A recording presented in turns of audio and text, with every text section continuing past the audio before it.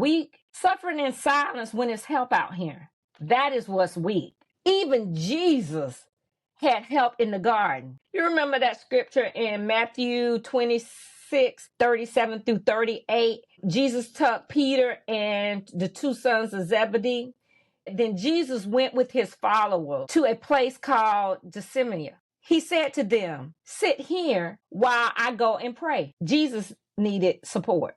This was his most vulnerable time as a human. So don't you think if he asked for help, we should be able to ask for some help? He demonstrated his willingness to seek support. He asked 3 other people to come with him. Even though they fell asleep, God sent an angel. This was in Luke 22:43. And it says, then an angel from heaven came to help him. The angel gave him strength. What you think about that? Angel came, gave him strength. So Jesus did not just have people in the garden with him. He had people and a divine spirit come, and he leaned into it still. He did what he needed to do. So carrying it alone and not getting help. But Jesus was able to ask for help and get help, but you were not. Why? This is a mindset shift. Asking for help. Why we don't do it? Got an idea? Let's clear the fog. Here's what people think. Only crazy people go get therapy.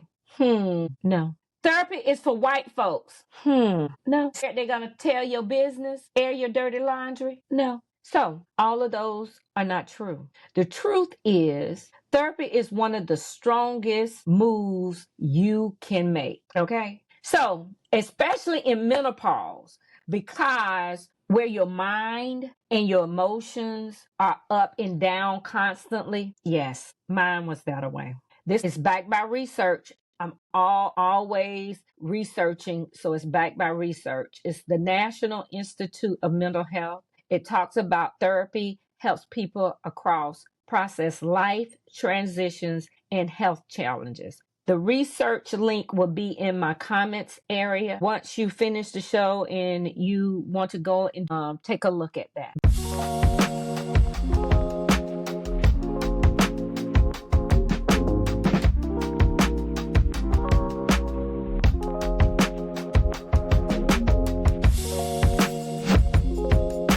Hey, welcome back to Beautiful Onion. This is your girl, Andrea, and today we are peeling back a layer of extra tender, heavy, quiet, and honestly, too many times we hide this. We're talking about menopause and how it lives in our mind, the part that whispers, and the part that is brave enough to say, I need help.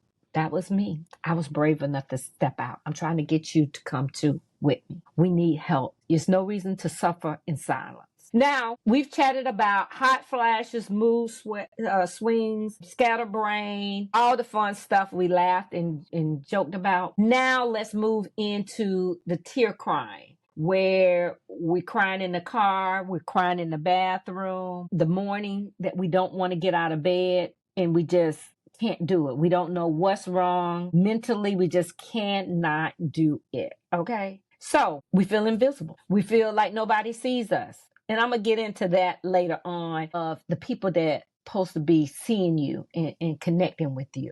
Where are they? It's okay to not be okay. I'm going to say that again. It's okay to not be okay. Here's something I need to hear right from the jump.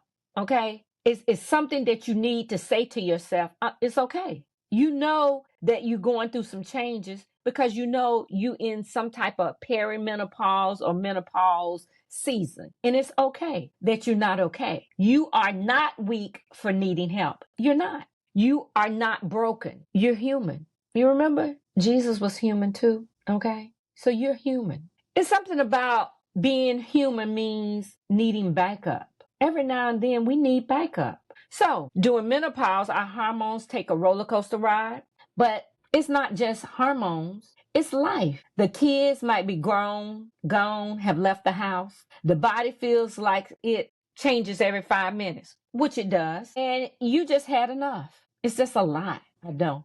This week was rough for me because this was touching for me because it took me a while. to figure out I needed real help. So it took me 3 days. So I'm sorry that this video coming out late. I didn't even record it till Friday. So, and it should have been recorded on Monday. And I could not get myself together for this one. So this was a struggle for me. So, like I say, I felt overwhelmed all week long regarding this. Sadness, hopelessness. I felt a little anxious about talking about this in detail, but I had to do it because I know it's other people out there that's feel the same way or has felt the same way that I have felt. So you're not alone. You're not crazy. And you're in a moment that requires care. It requires delicate care and not just self-care. I'm talking real care, professional care,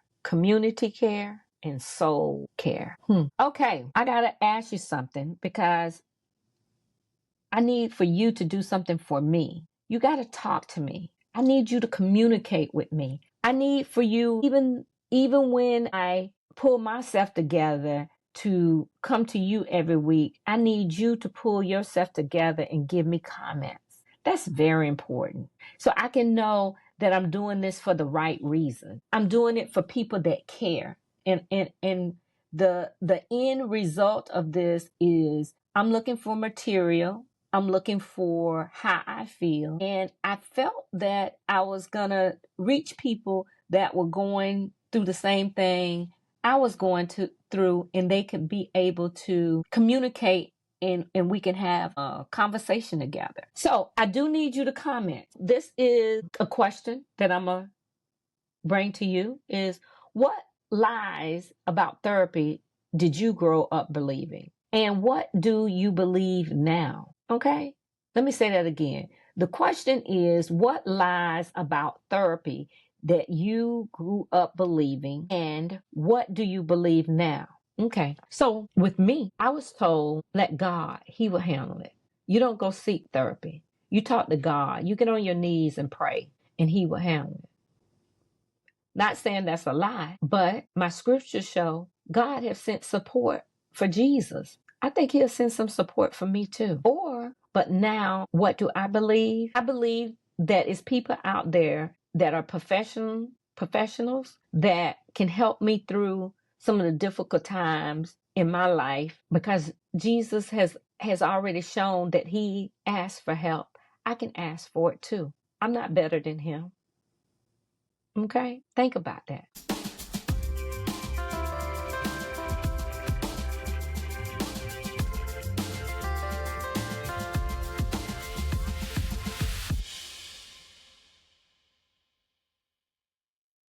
Today, we're going to have 5 sections that I'm going to unpack with you, and it's dealing with therapy and going through therapy and pretty much introducing it, going through it, and what it should look like, or different ways of therapy, because all the time therapy is not the same. So I don't want you to think therapy is the same thing. You can get therapy all different types of ways. So it can be physical, mentally, spiritual. It can be all kind of types of therapy that you can receive. So with that being said, all right, I'm fine. Is that a defense mechanism? I'm fine. Somebody asks you something and you say, I'm fine. You don't look fine. You don't look like you that happy. Are you sure you're fine? I told everybody I was fine. But what I really needed was a doctor. My 4th breakdown in a bed crying for 4 days. But I said I was fine. Sis, don't wait until you have a breakdown and a breakdown and another breakdown before you recognize something is severely wrong with you. Yeah, I know we all say we're fine. And now knowing we're not, I know that we're not, and we need to stop lying to ourselves because the earlier we get help, the better we can be. In understanding what is wrong with our brain, I did not know. I didn't even have a clue that was what was wrong with me. Only thing I knew was I was taking cancer medicine and I had to stop all the estrogen in my body because that caused the cancer. But didn't think about, girl, you finna hit menopause hard, like you ran into a brick wall and you could not move it. That's where I was at. And all of those breakdowns could have been prevented if I was maybe told by somebody professionally that, look, this is what menopause is going to look like. This is what is going to happen. You know, you do read the side effects and all of that, but they didn't say the word and connect the word menopause and what it's going to do to you by taking this medicine because it's stopping your estrogen. They did not get into that in detail for me. I don't know about you, but everybody's different and everybody go through menopause at different times.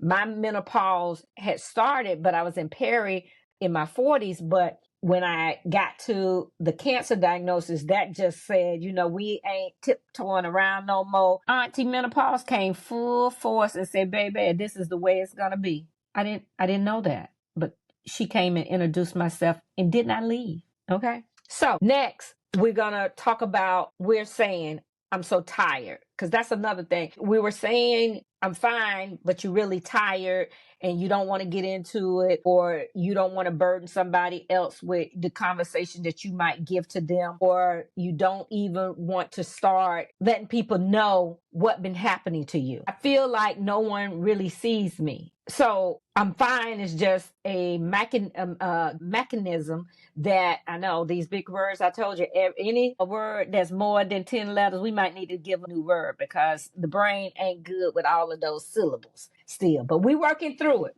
We are working through it. I can see that I'm getting better and better every week of working through saying big words. So we need to speak affirmations over ourselves so we can get through this. It's a shield.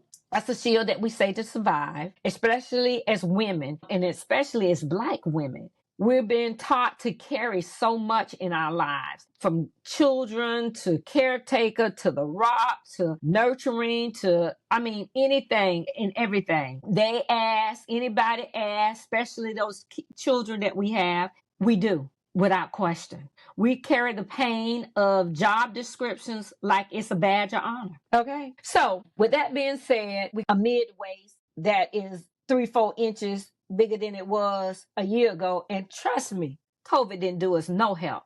Okay. So I do understand all of that. And we keep saying these things, but we're not really actively doing anything. And you know my story, and that's where we at. You know my story. I've already told you about the 4 breakdowns. A whole year and 15 months before I said I need to go see somebody else other than my therapist, my family doctor, and my oncologist. Because those were the 3 I was seeing at the time. I needed to add some more. Didn't know that then, but I did add some more, which was my gynecologist. I was like, look, I'm going to my gynecologist because, number one, I said, hey, these hot flashes is driving me crazy. Let me just go see her. So I went to see her and said, I can't do this no more. My hot flashes is driving me crazy. Is there something out there for me? And then I brought my blood work with me from my other doctors, which was my primary doctor and my oncologist doctor blood work. And she said, you slapping menopause. I'm like, what? So that's how my story went. And then that's how I received some medicine that can help me balance the hot flashes and is not hormonal, giving me any estrogen to my body. So at that time, I was so unbalanced. She said, you might need to seek a psychiatric doctor too, because the ADHD in you might need that balance back down because you've been out of balance so long. Which I said, okay, I didn't care at this point. Only thing I wanted is to have some life back that I could enjoy. So that's where I started going. She gave me what I needed to stop the hot flashes so I cannot sweat to death. Then I saw the other doctor, which helped balance my mindset. And that was the start of bringing me back. And that gave me clarity.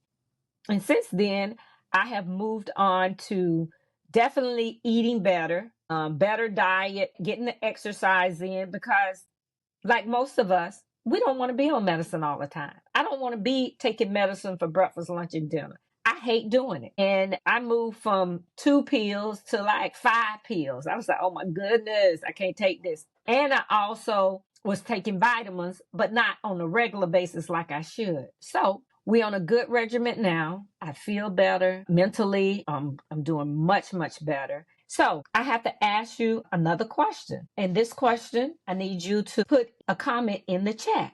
I do need a comment in the chat from you because this is important so we can get information and where I need to go if you want more information on different things. So in this, the question is drop a word in the comment when you were hurting but did not want anyone to know. So now you peeling back this layer off together. What would the word be for you when this hurt was going on in your body and you didn't know what was going on and you wanted some clarity? Okay. You wanted clarity. So I need you to put a word that you were hurting and you needed clarity and you just, what was it? My word was I just felt broken. It was very hard for me. I did not know what was happening. And people around me saw it. My family recognized it, even more so because maybe I had been through cancer and everybody was still checking me to make sure I was right. And I was taking cancer medicine because I did not have to go through radiation and chemo. So everybody in my close friends and everything were all very attentive to me. My husband and my kids went to every doctor's appointment I had through the whole time I went through. So and I got phone calls asking how did it go from friends and family every time I had appointment. So they were still very attentive to me and making sure that what was going on with me. So, but I still felt broken because I had started back to work and I couldn't work but a couple of months before I was down again. Okay. So, drop the word in the comment. You know, I got a story. I always have a story. This is a good one. This is, since this was a pain point for me, and I do remember this is my youngest daughter, Michaela. I was home one time and I was crying so loud in the bathroom one time, and I was hitting the wall, you know, I crying, and you go like, Lord, help me, Jesus, yes, yes, yes, Lord, doing all of that. My daughter thought I was in a fight in the tub. And because I was hitting on the wall, she ran in and was like, Mom, what's going on? What's going on? I had the ugly cry. I say, no, I'm just having a day. Just leave me in peace. And, you know, I have my Christian music playing and I just be boohoo crying. Also, another story that with this crying and I'm telling I'm fine, was I was going into Walmart one day and I hadn't got out the car yet and I started crying. And I was just boohoo crying sitting in the car. And another car pulled up and parked beside me. And the lady heard me crying so loud in the car. Just a crying, acting crazy. She came and knocked on my, ma'am, what's going on? I was like, oh, I'm fine. I'm just having that, you know, day, you know, life is life. And that, like they say, I'm just fine. Just breaking it on down. Look, I should have been getting therapy back then. And that was like 6 months before I even got therapy. But I'm here to say to you, don't wait. Reach out.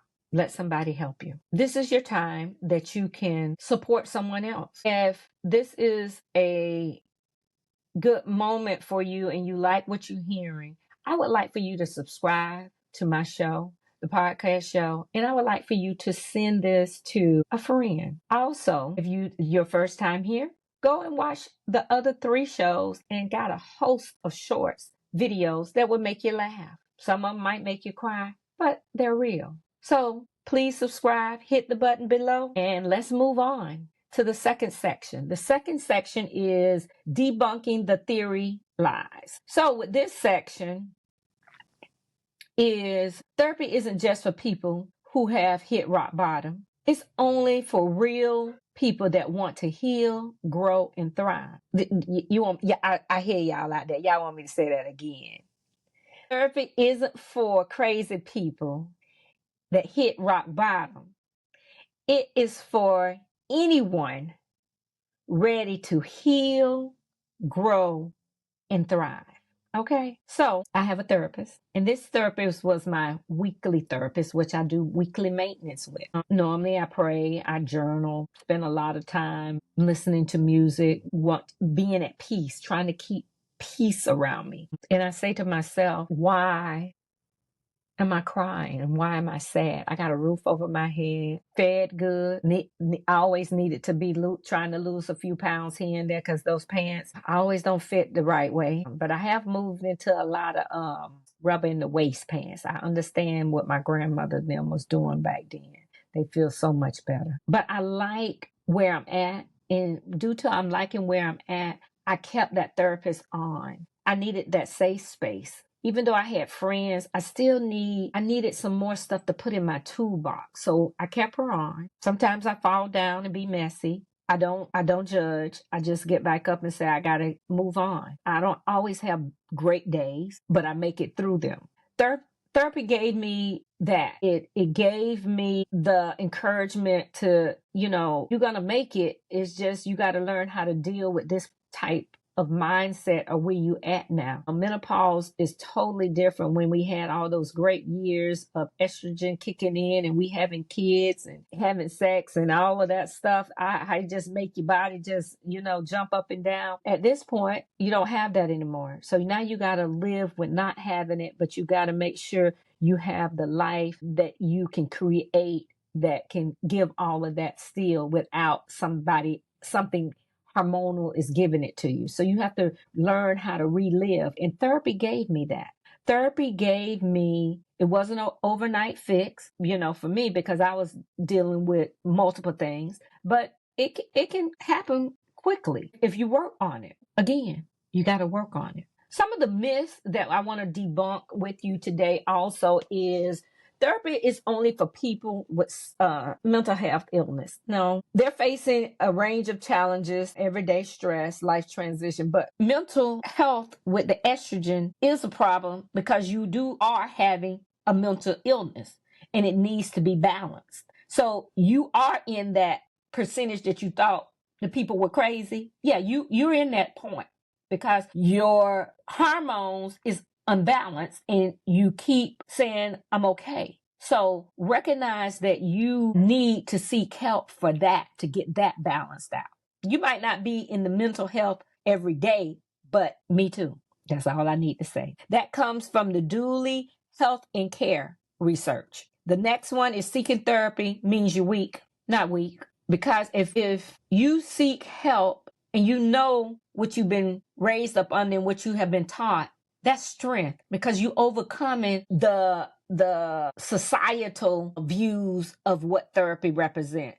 But you need to get past that because you need to understand that you need support on getting through this. Always remember, Jesus asked for help. And think about it. Are you better than him? Would you go to the cross for me? Okay. So don't wait. Therapy takes years to be effective. No. With me, I had some things that I was already seeing a therapist. I just added a few more people to my plan, to my group of people that I was seeing. So within weeks, I felt better, but I still have to, because of what I'm going through, have to get things tweaked because I'm still dealing with cancer issues that are trying to make sure all the medicines agree. But on a mental platform, I felt good in a few weeks, far as my mind, trying to get my mind back to being stable. So that came off very quickly. And then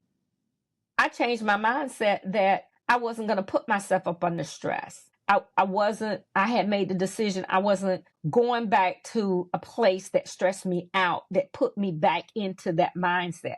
So that's me. And we could talk about that later on and things that I would have done differently now if I would have known more about menopause and how menopause affected me. Because it'd have been some changes if I would have known that. Next, okay, therapists just listen and they don't provide solutions. That's not true. Some therapists might. Okay, so let me just tell you this. I have two kind of therapists. Like one therapist is a therapist I talk to on a weekly basis, and one therapist I talk to on a monthly basis. The weekly basis, we talk. We talk about things going on, things that I need to balance out, things that I want to do, things that I need to change. So that is a full conversation all the way through. My once a month therapy is normally the medicine I'm taking and how I'm feeling with the medicine and what's going on. it's not a whole lot of talking other than I'm describing how I feel and how the medicine is feeling to me and what I want to do if I want to take this medicine or not, or what is the effects of what I felt in the last few weeks. So that's where we are with that. So I have one that talks to me about the professional medical medicine side of my prescriptions. And then I have one that benefits me on my day-to-day life things that's going on and give me things for my toolbox. Next, then I go, and this comes from the Center Stone, where I got this documentation from. So, like I say, in the bottom of this show, you can then check out the research yourself. The next one is therapy is unaffordable. Not true. If you working a job, most policies have health insurance policies have therapy built in, and they will cover most of it. Normally, you only probably have a copay. So that's it.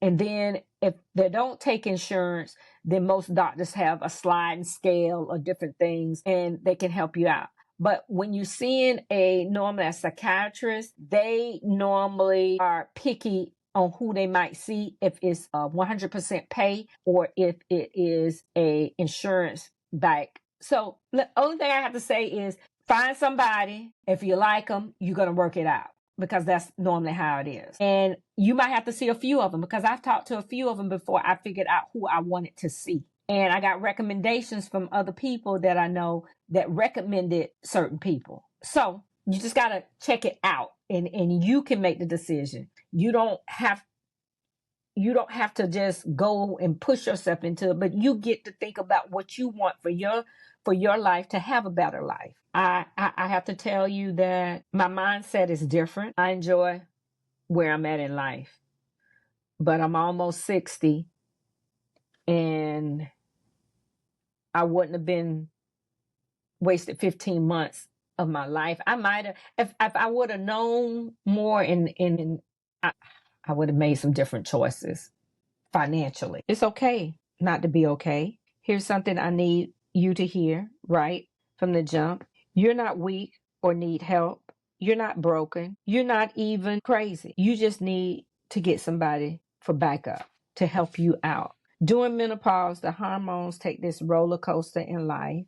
The kids might be gone. Your body feels like it's changing every 5 minutes. Work might feel like it's too much. It's a lot. So I'm leaning in on you. So you felt overwhelmed. If you felt sad, hopeless, anxiety, numb, you're not alone. You're not crazy. You are in a moment that requires care, and not just self-care, talking real care, professional care, community care, and soul care. We're going to take a break. That's what we're going to do. So I need to give you a CTA. Okay. Hey, beautiful onion family. A quick pause right here. We got some special news. A few months from now, we're going to roll out a community, a brand new community where we have a special space, a spot where we can share, vent, cry, laugh, gardening, journal, just show up and have fun and pull off some of these layers. But here's the thing. I need you to come and let me know some of the things you want in this special place. I have ideas, but I need you to give me even more ideas. So next week, a survey will be coming out, about 10 to 15 questions on you either telling me what you want or giving the answer of what you want, or multiple choice, so we can build a community the correct way. Also, the month of June, if you have not went on to beautifulonions.com and downloaded the calendar for the month, please do. And what is very, very, very, very is for you to make comments and ask questions and tell me if you understood or if you would like this or like that. I need to hear from you. Okay? So let's take a few seconds, small jazz break, and we'll be back with section 3.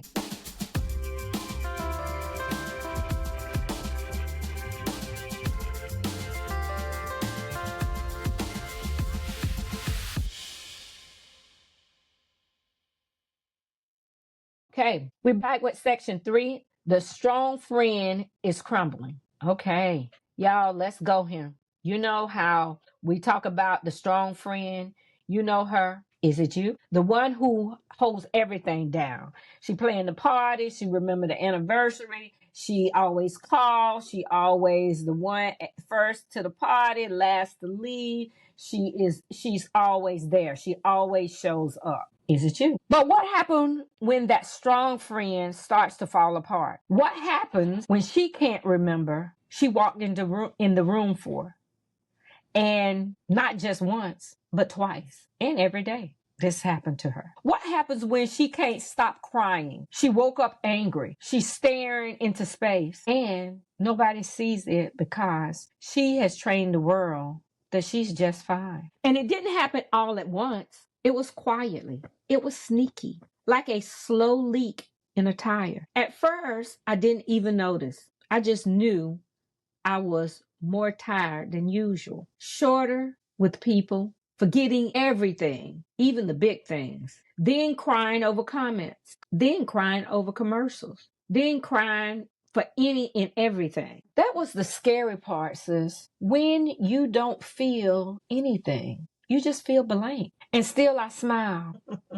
I showed up and still took care of everybody else's business. I wasn't okay. I was the strong friend, crumbling.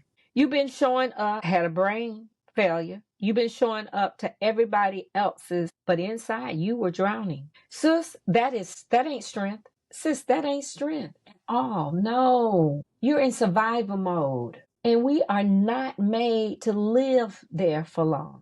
You can go to survival mode for a period of time, but you can't stay there. You got to come back. You got to be back more than you're there. Every strong friend needs rest. Every strong friend needs help. Let me say it again. Every strong friend needs rest. Every strong friend needs help. You are allowed to fall apart, okay? You are allowed to say, I can't today. No, I'm not going to do that. You are allowed to call someone and say, I'm not okay. I need help. You are allowed to not be the strong one. So if you're the strong friend, when was the last time someone checked on you? And if you know the strong friend, check on her. Don't wait. Let's speak it out loud together and break the silence. In the comments, if you are the strong friend, type you. If it's someone else, just type her first name. Section 4, saying no is asking for help. I used to think saying no meant I was letting people down, but I realized every no I said was a yes to myself. I like this one. This is understanding the power of no. Saying no is self-care. It's not about being selfish. It's not about recognizing your limits and prioritizing your well-being. So you recognizing your limits and you making sure you are taking care of you. Love saying no now. No, I ain't doing that. I ain't keeping no kids. No, don't ask me. No, I'm going to do this, this, and that. No, I don't did all of that. I don't raise my kids. All of that be said every time. Boundaries build respect. When you set boundaries, you teach others how to treat you and show them your time and energy are valuable. Love that too. Declining was not right for me. I declined it. No, I ain't doing that. You make space for opportunities that truly align with your goals and values. I do exactly what I want to do now, and it'd be no, I ain't doing it, and I'm going to do this. They know if they want me to do something, they got to give me a 30-day or more notice, and they need to check my calendar. Woo! I don't play. Look, I ain't got time. I be like, look. So now they go to husband real quick now. He gets it all the time. My personal reflection is there was a time when I said yes to everything, thinking it made me a good friend, a good worker, a good person. But inside, I was exhausted and resentful. I learned to say no was hard, but it gave me peace and control over my life. There's some research out there, which is in the bottom, but being assertive reduces your stress. Study shows that assertiveness training can decrease anxiety and depression. leading to better mental health. Yes, people appreciate honesty. Research indicate that people often overestimate the negative reactions others will have to a no. In reality, most people respect honesty and clear boundaries. Yeah, mine do too. So, have you ever felt guilty of saying no? Share your experience in the comment. Let's support each other in setting healthy boundaries. Okay, I just tell people I'm tired. Look, I ain't doing I don't put myself out there and get in situations that I'm worse off than if I just would have said no. And I'm not doing it no more. That's it. No. So next, we moving right along. Five is what helps really look like. This is very important here. I love this one. This is the last one. Like, boom, shaka, laka. Let's talk about what really help looks like, because people have a different view of what help should look like. And I'm here to show you what help should look like and help you lift up getting the proper help. So in this, you have a professional life. I have 3 sections in what helps look like. We're going to deal with professional, we're going to deal with friends, and we're going to deal with family. In the workplace, help should look like understanding boundaries. I really like this one here. It should be more supportive. It is a supportive workplace. It respects your time and your health. For instance, a manager who encourages you to take your breaks or respect your off hours and demonstrating genuine support. Like, if you off, don't call me. I don't got off from work. Don't be calling me 2 hours later asking me about something. It can wait till tomorrow, period. Okay? That's what real help look like, and they understand that on your job.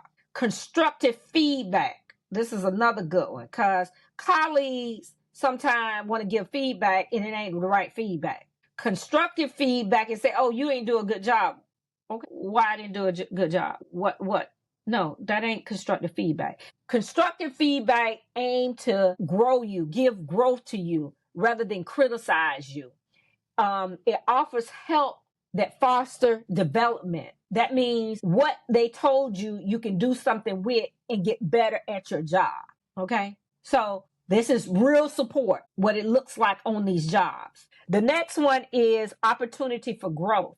Employees who invent your training give you opportunities and really look at you for opportunity for advancement and showing you their value and support your professional journey. They help groom you to make sure, if they already companies put so much money into employees and they do not do these things to keep you. And you take that skill set that you have gotten from them and go somewhere else that get more money. But if they would do some of these things, this is real support to you. Then you don't be sitting at your job, hating your job, crying, and they're not hearing you when you say, I'm not feeling good. When they look at you and see sweat is pouring down on your face because of the hot flashes. They see the mood swings at work when you talking to one person and 30 minutes later you can't take it, but then they want to write you up. I got a whole 2-week double session on this next week and the week after. You got to come back. That one burns deep too. Okay. The next one is, I have to say, I did have a great boss and he supported me, but some days he lost his mind. It's a hard balance there with job. That's all I can say, because next week we're gonna bring it on next week with the stories. Next is friendship. This is the hallmark of true support. Hallmark, because if you got women, a few good friends, they know you. They really know you. They should be an active listener, just like you should be one.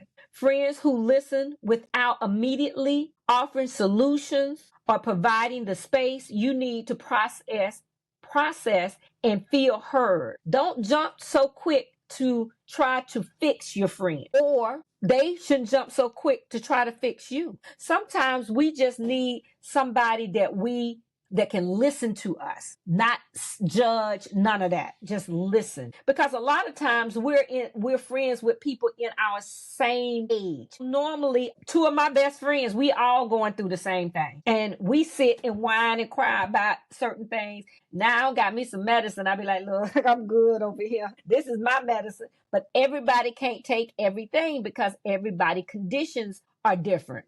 So, my medicines is for me. Your medicines is for you because what you got going on in your health, I might not have in my health. So you just got to recognize that. Next, consistency. This is checking regularly on your friends. If they your road dogs, they the one and only, they know you, y'all should be checking on each other. Hey lady, how you doing?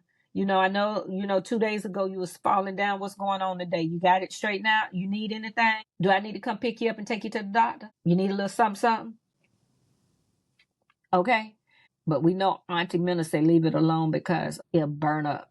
Okay. So it's only hydrate, lube, and repeat. Remember that. All right. Next is respecting choices. Friends who respect your decision, even when it different from your own, are showing true support. So I'm going to talk to you first. When your friend decides something and you don't like it, and you're like, well, I ain't talking to you no more because you do dumb things. Okay, they're grown.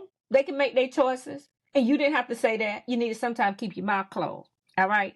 And just support them and say, okay, I'm going to just let it roll. You listen, you heard, they might have asked for your opinion, but if they didn't, not always need to give it. Okay. Next. Well, you already know I got 2 girlfriends. I already told you that. That was my story. And, I try to keep my mouth closed. That's all I can say. And if they ask, I give them my opinion. If not, I just, okay. Oh, well, I hope you can figure it out. If you don't, I'm here for you. Next is family. And this is, for me, this is having a family and intimate relationships with the family, building a supportive home. This me all day. My family is tight, always been tight. My mother has always made sure we were tight, very close. So the immediate family is tight. The out layers of my immediate family is pretty close. I have quite a bit of cousins that I do roll with and very close to. So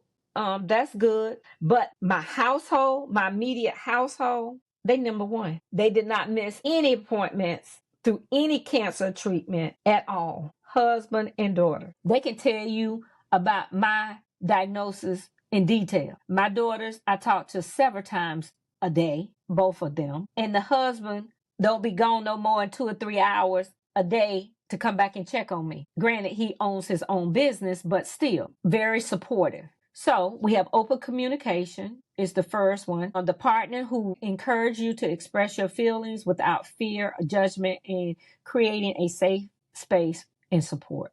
I'm always telling them how I feel. Telling the daughters how they feel. They get text messages how I feel. All of it. Need help. So we just got to figure out how to move her back in. I might need to get rid of a credit card to get her back into coming and making sure things are a little tighter. But anyway, we're working on that. Emotional availability. Loved ones who are emotionally present during both good times and challenges offer a fundamental and unwavering support. This is my sister Kamala. Love her. My mom.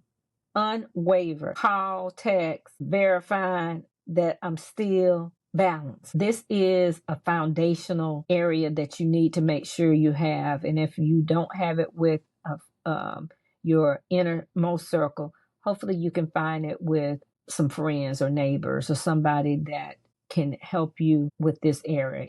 Older women, church people. Some of my best friends come from there. Sunday school classes, part of a Sunday school class that had older women well over 70 in it. Love them. Gave me so much information. Was with them for probably about 15 years in the Sunday school class until COVID came. But these are just ideas of where you can get that supportive area from to help you. So think about the people in your life who showed up in these ways. Share your experience in comments. Let's celebrate the real helpers in your life. Name one person who showed up, tag them or drop their name. This is your thank you moment to them. I got many. Husband, Zandril, Michaela, Kamala, my mom, Miss Sutton, Miss Tamiko, Shonda, my church, my Sunday school class, Miss Sylvia. It's so many. It's so many. So, but please put yours down in the CTA. All right. We're moving right into the last part of my show. I'm gonna do something different today. I'm gonna cut and I'm gonna go out to my garden and I'm just gonna show you around my garden because this is what helps me in my life is my gardening. This is another way of therapy. So therapy comes in different phases. It can come people. It can also come in things you do. I love to garden. I love to draw. I love to sew. So in the month of July, we will be going over things, activities that give you that peace of mind that therapy can give to you. So I'm gonna place you on hold. We're gonna go on a quick music break, and while you're going on the music break, I'll be getting out to the yard to record the second part. See you there.